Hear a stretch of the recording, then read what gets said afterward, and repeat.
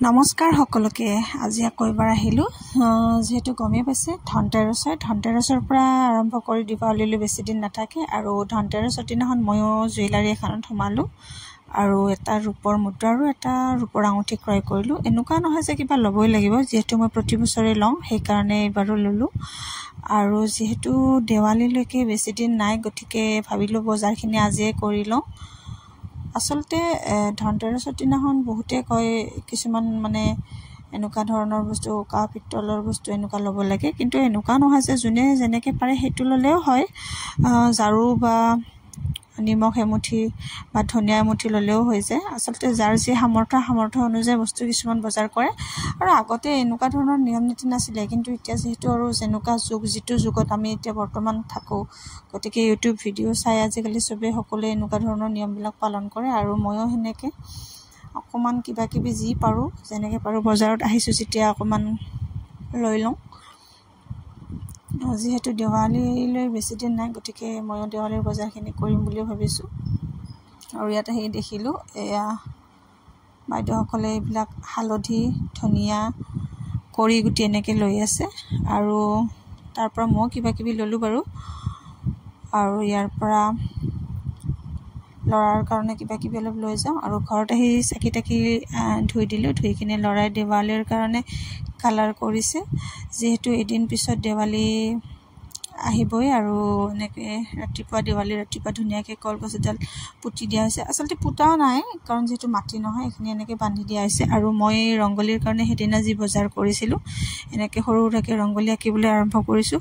ৰংগলীটো এতিয়ালৈকে কমপ্লিট হোৱা নাই, আপোনালোকে গধূলি চালে ধুনীয়া দেখিব। আৰু এয়া ফুল চুল চাকি তাকি ধুই কিনে এনেকৈ অলপ শুকাব দিছোঁ। দেৱালী বুলি ক'লে বহুত কাম থাকে আৰু যিহেতু অকলে নোৱাৰি ইমানখিনি কৰিব গতিকে হাজবেণ্ডে অকণমান সহায় কৰি দিছে। ধুনীয়াকৈ চাকিত শলিতা তেল চেল দি দিলে আৰু গধূলি এনেদৰে মই পূজা কৰিলোঁ। এইফালে ঘৰতো সৰু সুৰাকৈ এটাকৈ ক'ৰবাত ৰংগলী আঁকিছোঁ। এনেকৈ অকণমান ফুল চুল ছিটিয়াই দিছোঁ। আৰু মই যিটো গধূলি ৰংগলী আঁকিছিলোঁ এইটো আপোনালোকে চাওকচোন এবাৰ কেনেকুৱা হৈছে জনাব। আৰু তেতিয়া কমপ্লিট হোৱা নাছিলে, এতিয়া কমপ্লিট হোৱাৰ পিছত আচলতে ভাল লাগে। মই যিহেতু প্ৰতি বছৰে ৰংগলী আঁকোঁ, আপোনালোকে আঁকেনে বাৰু?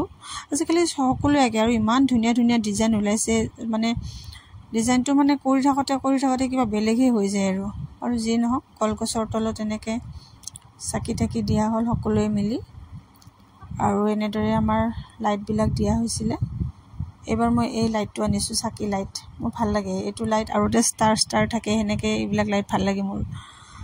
আৰু এইফালে এটা সৰু চাই ৰংগলী। আচলতে পোহৰৰ উৎসৱ দীপাৱলীটো সঁচাকৈ খুব ভাল লাগে, সকলোফালে পোহৰ হৈ থাকে। আৰু এই চাকি গছ ভাল লাগিছেনে চাওকচোন, সেইদিনাখন আনিছিলোঁ, মোৰ দেখিয়ে ভাল লাগিলে গতিকে মই লৈ আহিলোঁ। আৰু এইফালেও ধুনীয়াকৈ কাষৰ মানুহবিলাকে চাকি তাকি জ্বলাই দিলে। আৰু যিহেতু হনুমান মন্দিৰটো আমাৰ ঘৰৰ কাষতে হয় গতিকে হনুমান মন্দিৰৰ ওচৰত গৈ কিনে হনুমান বাবাক দৰ্শন কৰি চাকি তাকি দি আহিলোঁ। আৰু এনেদৰে অকণমান ওলাই আহোঁতে দেখিছেনে ধুনীয়াকৈ লাইটবিলাক চবে কালাৰফুল লাইট দি দিছে।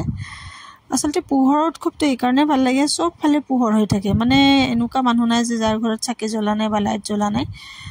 গতিকে মোৰ ভাল লাগে, মোৰ বহুত ভাল লাগে। আৰু এইফালে ল'ৰাই ধুনীয়াকৈ এইবিলাক ফটকা মাৰিছে, বম ফটকা সিহঁতৰ আৰু এইবিলাকে ফূৰ্তি।